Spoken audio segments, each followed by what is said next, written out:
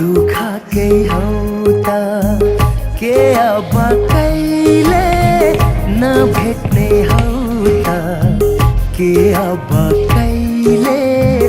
नबोल्ने हौ त गल्ती भो माफी देऊ एकचोटि मलाई सक्दिन जिउन बिर्सिएर तिमलाई के साँच्चै तिमी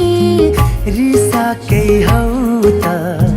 के साँच्चै मन दुःखकै हौ त